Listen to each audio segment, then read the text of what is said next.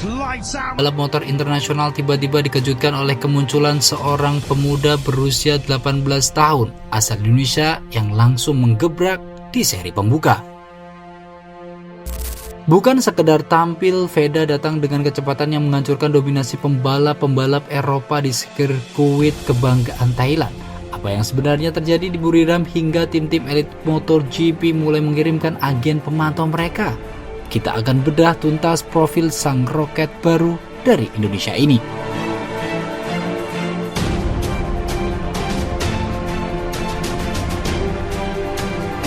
Sirkuit internasional Cangdi Buriram menjadi saksi bisu sejarah baru bagi otomotif Indonesia. Turun sebagai pembalap pendatang baru, Veda Ega Pratama memperlihatkan adaptasi yang tidak masuk akal bagi pebalap seusianya. Veda tidak membiarkan dirinya tertinggal di barisan belakang. Ia justru merangsek maju dan berhasil finish di posisi 5 besar dalam debut perdananya di Moto3 Thailand. Mentalitas baja. Di tengah kepungan pembalap veteran yang sudah bertahun-tahun mencicipi aspal Moto3, Veda tampil tanpa rasa takut, melakukan manuver-manuver beresiko tinggi yang sangat presisi. Gaya balap agresif. Penguasaannya terhadap setiap tikungan di Buriram membuat para komentator internasional memberikan apresiasi tinggi atas efisiensi racing line yang ia gunakan. Ya, keberhasilan finish di posisi kelima ini bukan hanya soal poin, melainkan sebuah pernyataan tegas bahwa talenta Indonesia siap bersaing di level tertinggi Grand Prix.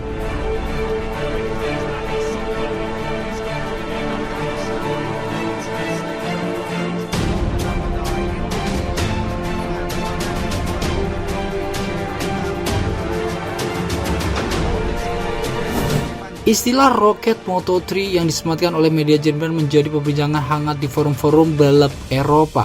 Jerman yang dikenal sebagai negara yang dengan standar teknis otomotif sangat tinggi, tidak sembarangan memberikan julukan tersebut. Kecepatan start dan akselerasi. Julukan ini merujuk pada kemampuan Veda dalam melakukan start yang sangat eksplosif dan akselerasi keluar tikungan yang sangat cepat. Dominasi terhadap kompetitor. Media luar negeri menyoroti bagaimana Veda mampu memangkas jarak waktu gap dengan pembalap terdepannya hanya dalam hitungan lap. Dan fenomena baru bagi publik Eropa, melihat pembalap Asia khususnya Indonesia yang mampu tampil secepat roket di kelas Moto3 adalah sebuah anomali positif yang harus diwaspadai. 0.2 of a second, massive that gap there now back to Fernandez on the 31 bike of over 7 seconds. Fernandez, Carpe, Pironi, Patama as Munoz goes to the car park on the exit of turn 1. I think O'Gorman followed him. Kecepatan sang roket tentu didukung oleh mesin mumpuni. Veda Ega Pratama diketahui menggeber motor Honda dengan spesifikasi khusus untuk ajang balap Moto3. Spesifikasi khusus motor yang digunakan Veda bukanlah motor produksi massal, melainkan motor prototipe balap dengan teknologi mutakhir yang dirancang untuk kelincahan ekstrim.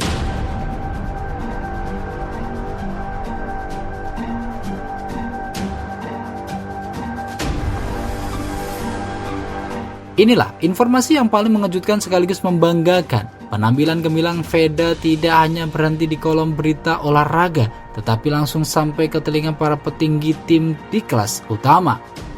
Pemantauan langsung tim-tim MotoGP dilaporkan mulai melakukan pemantauan intensif terhadap perkembangan Veda usai debut manisnya. Proyeksi masa depan, mengingat usia yang masih sangat muda, yakni 18 tahun, Veda dipandang sebagai aset jangka panjang yang potensial untuk dipromosikan ke jenjang yang lebih tinggi. Jalur menuju kelas utama ketertarikan tim-tim besar ini memberikan sinyal bahwa Indonesia mungkin akan segera memiliki wakil tetap di kelas MotoGP dalam beberapa tahun ke depan jika tren positif ini berlanjut.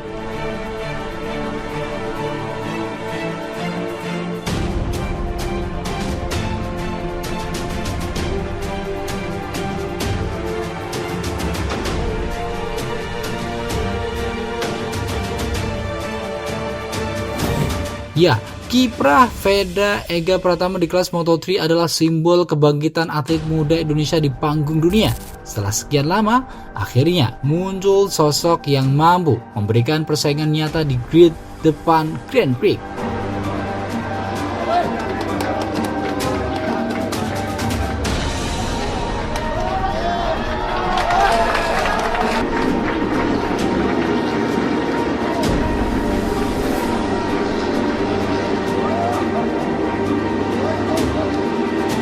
Dunia kini menanti sejauh mana roket Moto3 dari Indonesia ini akan meluncur dengan dukungan penuh dari penggemar di tanah air dan pengawasan dari tim-tim elit dunia. Masa depan Veda Ega Pratama tampak sangat cerah.